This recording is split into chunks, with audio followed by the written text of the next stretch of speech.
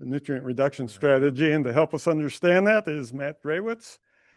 He is a research scientist at the PCA and has worked for the state for over 25 years in various water quality issues and planning. And thank you for being here. Yeah, I'm Matt Drewitz, here to give a little presentation on the Minnesota Nutrient Reduction Strategy, which just kind of recently released the final version.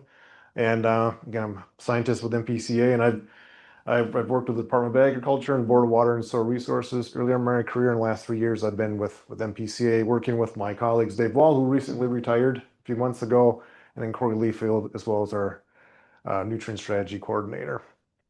So, and maybe to age myself, since we're going to have some allusions to manure and everything, back about 20 years ago, before you could Google search, when you had to use Netscape, if you put in manure and you push enter, the first hit was an Department of Ag website with my name on it. So that wasn't always yeah, lucky me.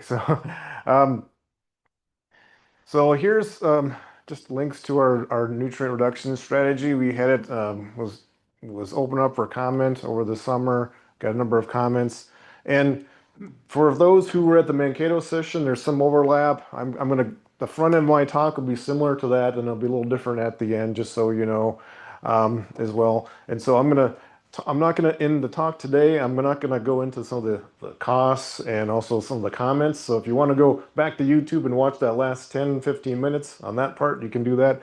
I'm going to talk a little bit some of the nitrogen priorities here in this talk. But anyway, here's a link to our strategy.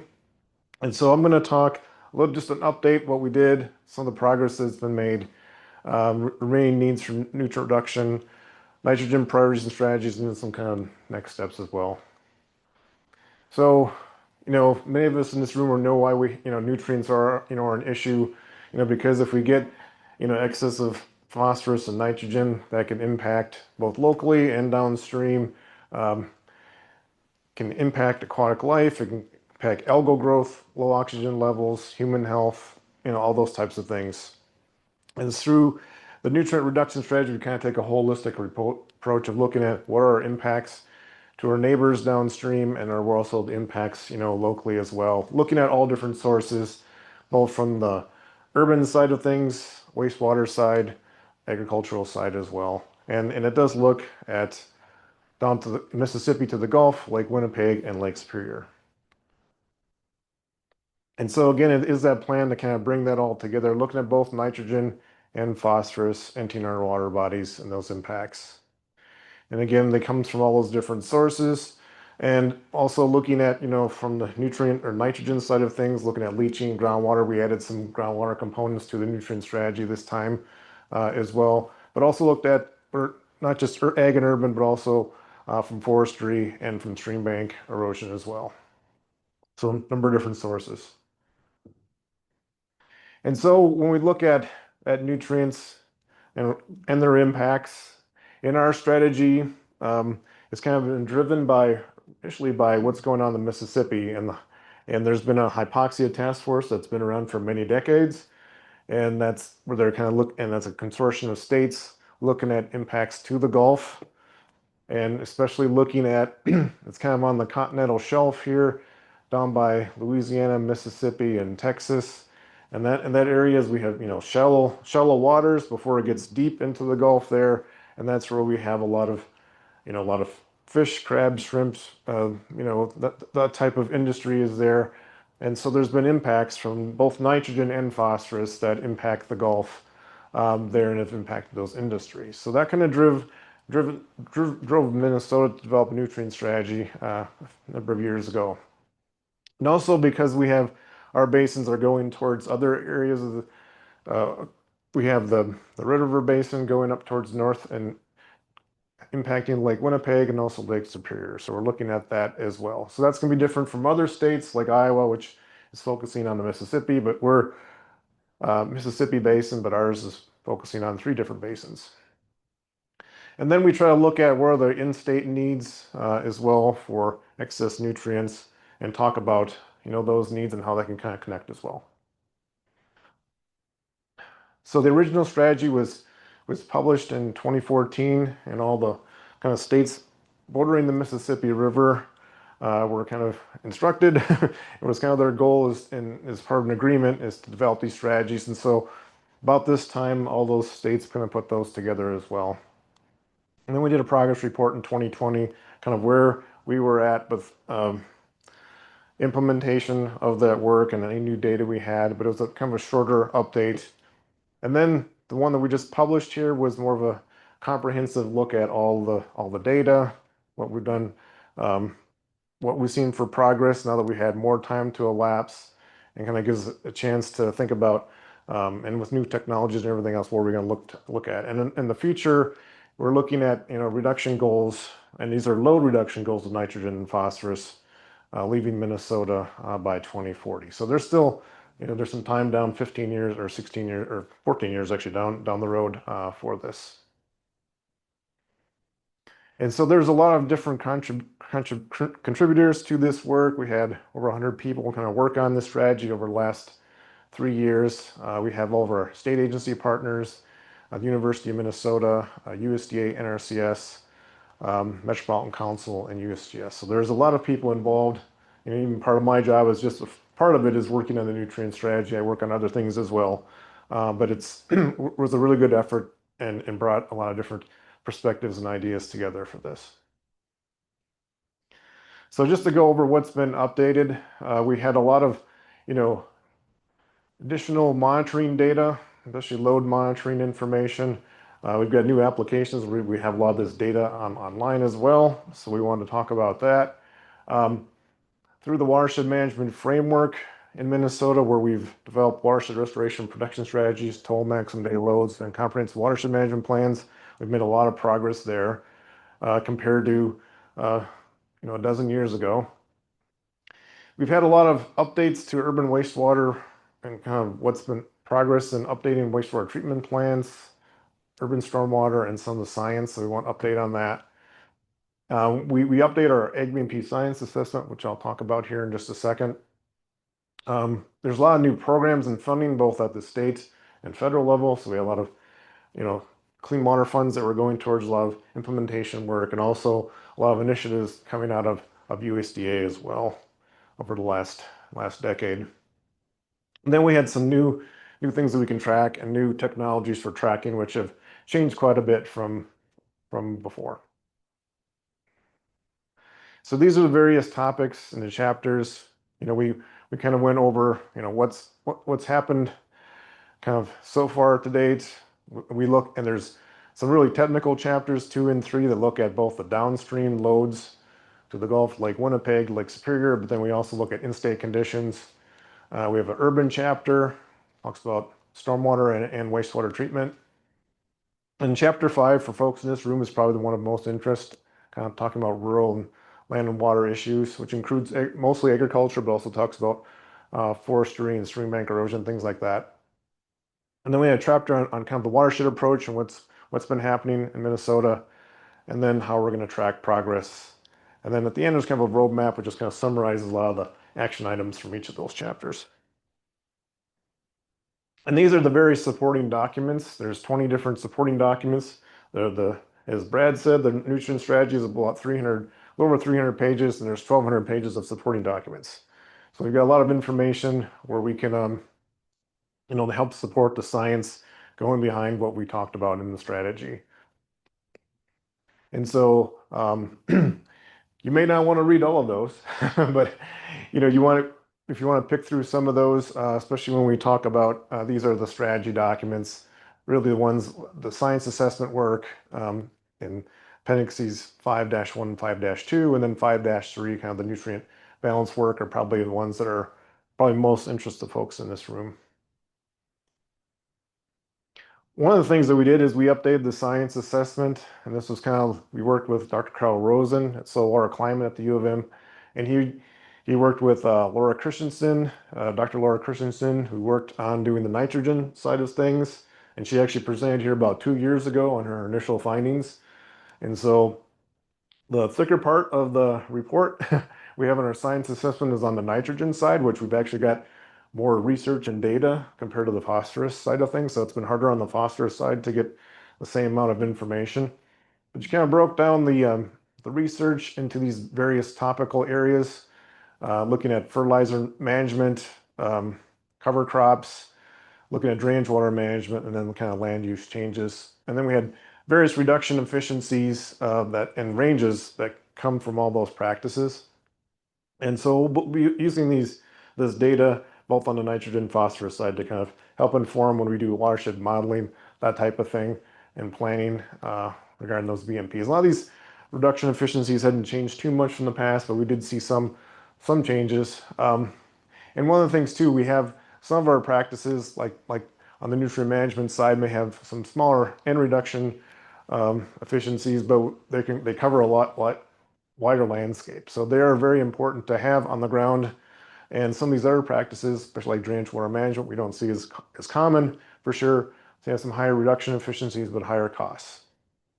But it's a very large, lengthy report, and then something that we hope we've got a good foundation here, and we can kind of build on this over time as we get more information. And then on the phosphorus side, Dr. Emerson Souza, he was saltwater climate, also kind of led that effort as well. And he looked at various phosphorus practices, looked at those nutrient efficiencies as well, and provide a lot of good information. And what came out of both of these reports is really what are some, as we've heard before, what are some needs that we have for research needs in the future, and what gaps do we have? So appreciate University of Minnesota's work on that, and it all kind of builds on all the research you've heard today and all that foundational information. That all builds into this type of work and provides a scientific backbone to a lot of the strategies like this. All right, so just on progress to date, we've had a lot of, through this work, this kind of slide we show kind of how we're working together at the state, bringing data together, information, financial assistance or tracking things, but it matters kind of the local watershed side of things and landowners, kind of working on adopting BMPs, which then will improve local water quality, which then to like the Gulf down at the end of the Mississippi, that's where we see the impacts. And really, if we're doing things locally that are making a difference, it's also going to make a difference downstream. So we've seen a lot of success again with those partnerships, which we've seen to have increased over time. We've had a lot of new, both rural and urban practices that have been adopted over time, and Minnesota does a really good job of tracking, especially the government programs that we have out there for you on the local government side of things, and data that you put into the systems. We can utilize that to kind of help track where we're going. So we get information from USDA and from all state agencies, kind of where we're at, and we're also working on other ways to look at remote sensing technologies and other things to kind of get at practices we don't cover through those types of programs. But we've had on the cropland side of things, we've had like 4 million acres of treatment from various different BMPs that would help reduce nutrients. And then also on the wastewater side, there's been a significant, over the last many decades, there's been a lot of infrastructure, really investment, which has resulted in a 76% on the phosphorus side reduction from that industry itself. So one of the things, when I talk about, we're really looking at for our strategy for waters outside of our state, we're looking at loads, but this actually looks at concentrations of phosphorus and nitrogen. And we've seen, we're starting to see over time, phosphorus concentration statewide have been going down. It's a little bit of a mixed bag on nitrogen. We've seen some places that have gone down and some places that have increased a little bit. But it's been very positive for the most part, because we're seeing some actually reductions in nitrate, which we haven't seen for a long time, which we're seeing more of that as time goes on. And again, looking at different time frames, we see, some different data sets there as well. And I know this is we're supposed to be talking about nitrogen, today, but I just wanted to mention on the phosphorus side, these are on the left-hand side here, these are the states involved with the hypoxia task force. which just met like 10 days ago. And I just want to mention that, these are kind of we've had really good reduction in phosphorus from our goals, and I'll talk about the goals in a couple slides. So we had about a 32% reduction at Red Wing, and that's where we kind of take a gauge of what's going on for Minnesota there. So that's been another positive. And we've also seen the hypoxic zone here down in the Gulf. We have actually also seen a downward trend on that, the size of the hypoxic zone. And the size of it is where the goal is to be under 2,000 square miles. And for the most part, it's been, over 4,000 to 5,000 square miles on average. So you're closer to 5,000. But we've seen, especially in the last decade, things have been trending down in the size of that hypoxic zone. So we think there's some things happening that have been positive, and we're kind of going in the right direction there. And again, we've had a lot of new programs that have been put in place. We've got on the side from the agency side of things, we've worked on, and again, a lot of these watershed restoration and protection strategies, and while locals work on watershed plans, we're getting those in place. Again, we've had a lot of progress I've already mentioned on the wastewater and the agricultural side of things. And we had a report last fall talking about some improvements. We've been seeing a lot of water quality throughout the state. Again, some of the phosphorus reductions. So that's kind of the progress to date. So some of the remaining nutrient reduction needs, I don't have Lake Superior Basin on here because basically we're just trying to keep that the same, kind of keep that steady, which it has been. And so for the Mississippi River Basin, we're looking for about a 45% reduction in nitrogen and phosphorus, and that's what all the states' kind of goals are throughout the hypoxia task force states. And so we have had about a 6% reduction that Brad talked about in the Mississippi River Basin, and we've had a slight reduction as well.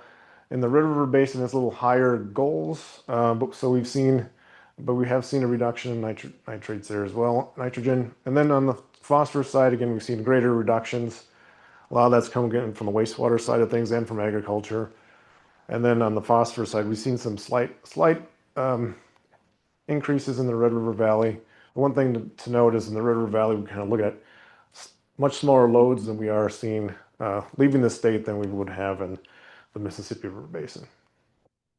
So again, we're looking at about, on the nitrogen side of things in the Mississippi River, we've had 6% reduction. And then we're looking at from both urban cropland and also from other sources, forestry, et cetera, for a reduction of 45% as well. And so there's some opportunities in urban, but it's unlike phosphorus, where we make a lot of strides, it's a little more difficult, especially on the wastewater side of things. And so looking at more on the cropland side for nitrogen reductions of loads.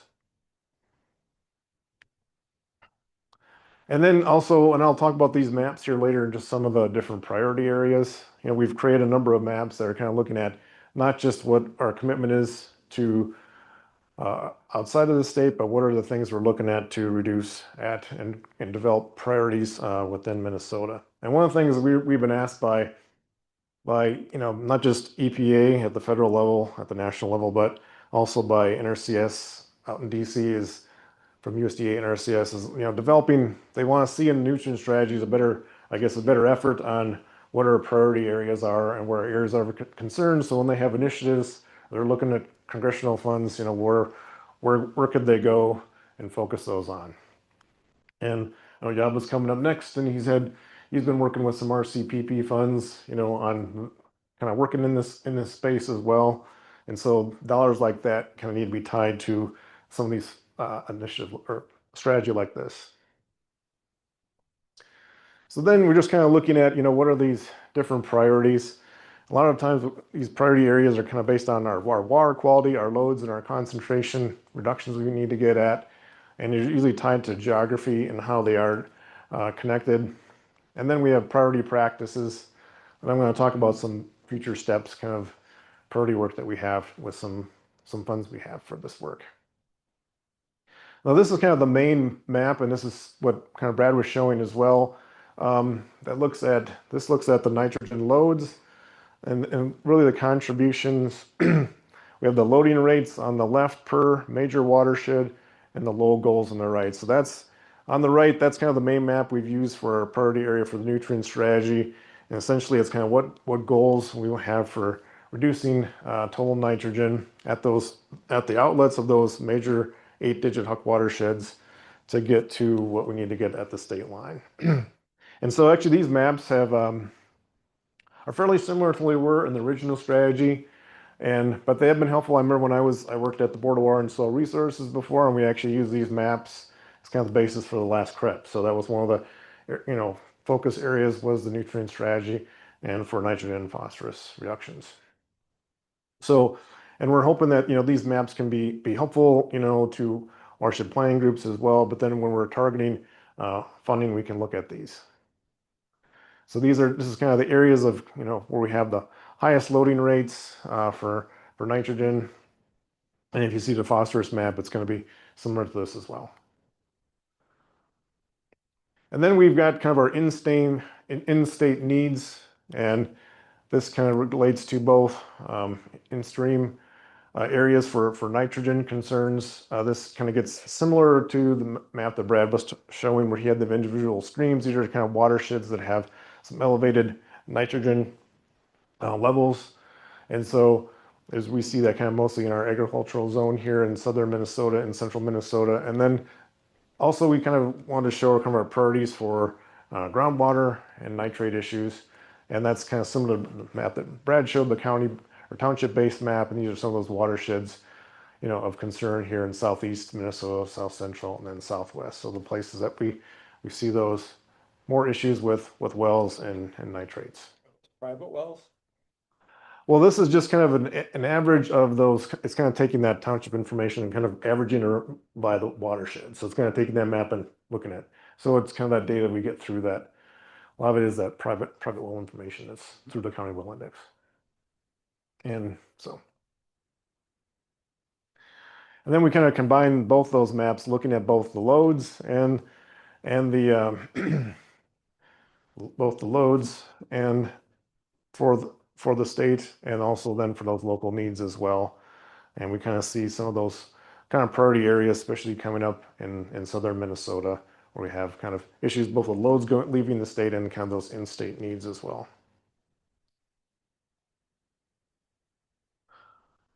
And then also we one of the projects we did, and this kind of gets to our folks in Wisconsin who probably maybe read through some of this, but we've been looking at kind of nutrient balance as well, and kind of seeing similar data where we've been looking at for nitrogen balance for manure and commercial fertilizer. We worked with USDA ERS on this project. This is the one draft part of our final strategy. We're looking at kind of updating the report that went behind this. This is Appendix 5-3. And so we had a transition from that work from ARS to the University of Minnesota. We had some lag times there. So we are, so this kind of looks at, then again, taking manure and commercial fertilizer, kind of if you're using, U of M recommended rates, putting that on there, looking at what are the needs on the ground and kind of seeing where we have surpluses and deficits. And so again, we're kind of seeing, for the most part, where we have higher levels, it's still kind of that 10 to 20 pounds, excess nitrogen in those areas. I didn't show the phosphorus maps, but those would have showed probably we've seen more of higher phosphorus, I guess more of a nitrogen imbalance more in this area of the state and less in southern Minnesota, most of the poultry and livestock industries there, we believe. So, but this work is kind of ongoing, something we'll keep working on as we get better data sets. We've been working with the Minnesota Department of Agriculture and the U of M on this, as well as staff within MPCA as well, to kind of review this. And we've been getting a lot of feedback from various groups we've been talking to over the last few months on how we can kind of improve this work. But I think what it kind of shows is that some of these priority areas kind of here line up with some of the areas we're seeing with some water quality issues, but the kind of the level of imbalance isn't really large in some places. And so one of the things too we're looking at is, for all of the across the state, and Minnesota has done a really good job of working locally to kind of figure out what are the things you need to do on the landscape that make the most sense in your neck of the woods. And so because we've got watershed planning that's really covering the state now, for the most part, we're getting towards the end of having all the one watershed, one plan, comprehensive plans put together. And then on the MPCA side, we have some long-term Section 319 Clean Water Act funds that go towards some watersheds where we try to give these small watersheds, money for like 16 years straight, and then we do some effective monitoring as well. Kind of leaving up to these folks to really help kind of implement how the nutrient strategy, gets what types of BMPs work the best, for nutrients. And we did analysis too of all the RAPS documents and all the watershed plans and kind of which ones looked at phosphorus and which ones looked at nitrogen and kind of where some gaps are. So when we get to those updates, we can kind of talk through that with those groups. And if there's data from the nutrient strategy that could be helpful, we can help incorporate that as needed. All right. How am I doing time, Bruce? 10 minutes. Okay. Good time to add. Okay, good. So I just want to talk about some of the priority agricultural practices, and these are things you've been hearing about throughout today and also in Mankato. Really, these are kind of the core ones that are in the nutrient strategy where we got, nitrogen fertilizer management on the nitrogen side of things. We're looking at, cover crops, soil health types of work, drainage water management, which has really come along on the research side of things. We haven't seen it as implemented quite as much. Seems like there's a lot more energy right now on the soil health cover crop side, but that's an area of it's starting to grow as well. Then just kind of land use and land cover and how that changes and everything. So we're kind of looking at, for all these types of practices together, it's not just one, it's kind of taking everything as a systems approach, is, how we can increase adoption of a lot of these practices that are out there. Also finding where there's multiple benefits where we can do things that have impacts for nutrients, but also could help with, sedimentation, can help with other just when it comes to the agricultural side of things, that they work within the systems that are already there as well. And as things change, there's always lots of innovation. We've seen one of the things we've really seen, there's just a lot of more innovative practices that have come on the landscape, even in the last, dozen years, looking at that. Looking at the economic viability of different BMPs on the ground and I think that's something we need to keep looking at. I talked about this in Mankato as well. We need to kind of look at more of the economic impacts long term and do some more analysis on that. And then also kind of doing continued research on practices out there as well, especially in cold climates. And not as we just think about the Mississippi River Basin, but the River Valley. Is Lindsay still here? She's gone. She's got a long way home. But there's a lot of, especially in the River Valley too, and how these practices can work versus, the karst region, central Minnesota and southwestern Minnesota. There's like different types of practices that are going to work and we have different, climate variations from those parts of the state.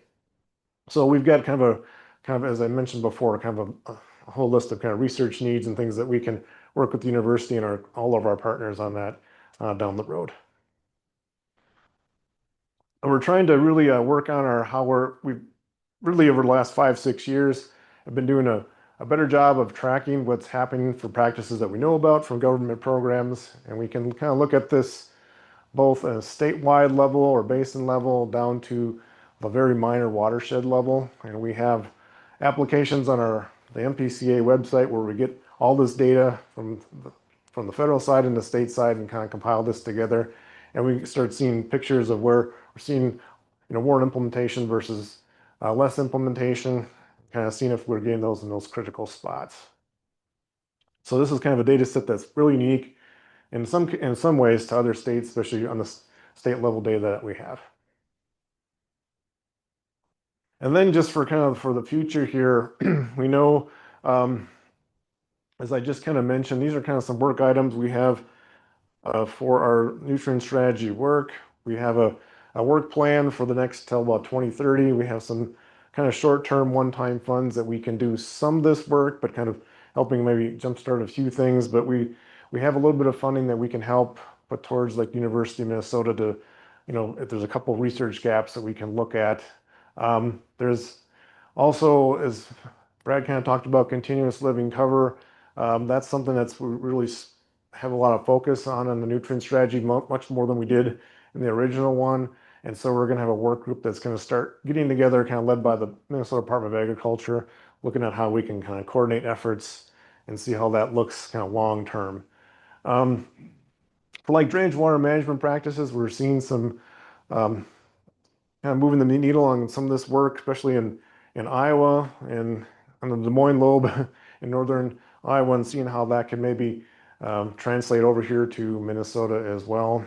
And we're seeing this also kind of already happening with some of the funding here in Minnesota to get some of these drainage water management practices that are out there, which maybe don't always pencil out, but they're becoming more available for people to try and to be researched.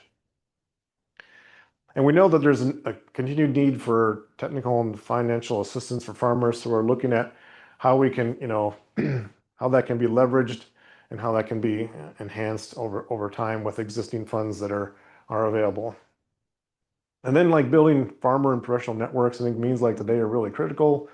And all these various kind of winter meetings talking about this and hearing, and especially for me, hearing the farmer panel is really helpful, getting their perspectives. And I grew up on a farm myself, and so my dad's my farmer panel as well. So he tells me what's going on, and the neighbors do as well. So I think, but it's just the more we talk to each other about this and say what works and what doesn't, that's how we'll kind of move forward.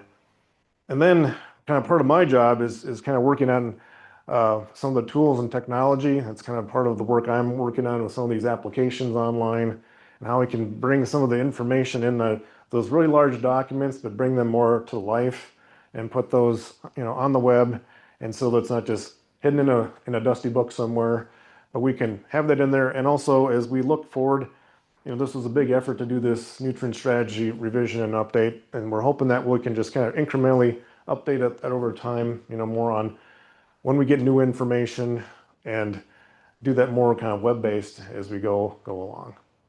So that's what I had for kind of an overview here. I guess one last thing is that we're actually an example of some of the funding we're trying to leverage some of our support money that we got from EPA, and we're working with the Department of Agriculture and U of M and Kevin Keener, again, we've heard his name quite a bit. He's working with the University of Missouri as well on kind of a online tool, or basically a tool on your phone where you can capture like information on cover crops that are growing. You can kind of see what the impacts, kind of what the biomass is being produced there, and also what the nutrient benefits are. And so we're going to help with that. So it's kind of one example of trying to create something that's can be helpful for farmers and others and local practitioners as well. So now with that, that's kind of what I had for presentation here today. And so you can get our newsletter and get updates. And with that, I'll take any questions. So Talked about the 6% reduction in Minnesota nitrogen. What is the reduction in other states? Well, I think that's good, because I was going to mention that. When we see, because I just saw some information from the Hypoxia Task Force and other states were talking about their kind of nitrogen levels. In Wisconsin, they're kind of seeing for both nitrogen and phosphorus kind of similar results that Minnesota has, which I guess you would see we're both kind of most northernmost states. In states like Illinois, they've actually kind of seen where we've had big phosphorus reductions and smaller nitrogen, they've had larger nitrogen reductions and actually seen phosphorus increases. So I think we need to talk to them what's going on there a little bit. But on the nitrogen side at the Gulf, they talked about at this meeting last couple weeks here that we've had a 20%, the interim goal by 2025 was a 20% reduction at the Gulf. And they think they're actually going to exceed that on nitrogen for all the states collectively. So there's been some progress there. It's complicated because it's such a big area. It's like, why are we getting that? Because on the phosphorus side at the Gulf, actually, it's been kind of pretty flat. So, don't they want the nutrients down there in the sediment, because they're going to lose the land mass into the ocean regardless? They kind of need that stuff coming down the creek. That's a good question, because well, I should have repeat the question. Kind of the question is, reducing. There's concerns about at the Gulf kind of reducing their land mass. And that has been an issue because of how they've reconfigured the river, and you're not getting that movement of sediment like it used to. So that is an issue on the sediment side of things. On the phosphorus side too, but because you could get some phosphorus dropping out, that's not happening either. So there's some really kind of complicated things that are happening there as well. But that is a thing, that is a concern where the river doesn't act like it used to, and so then the Gulf is changing, or the delta. Last question is, we just had all kinds of professional expert people talking about basically how good a job we are managing nitrogen. And the last one I really like, if we stopped using commercial fertilizer altogether, we wouldn't get to that magical goal, which is no law. This is just this is kind of a strategy that was put together back in the 90s that, hey, if we could reduce this, do this, there's a lot of money. It's billions and billions of dollars being spent on this. We know that what you're wanting to do is not actually realistic. It's not a possible outcome. So why not get those standards to something that is somewhat reasonable? Yeah, well, I think that's something that the task force is going to have to wrestle with now that we've got more years of data. We have seen some positive side on the nitrogen side of things, and so over the next couple of years, there's going to be some of those discussions, like okay, this is where we've had for the interim goals. How's that going to go long term? And I can't predict that because that's not I don't get to decide that. But I think that's something, conversations that will have to be had. And I think that they've been doing some research.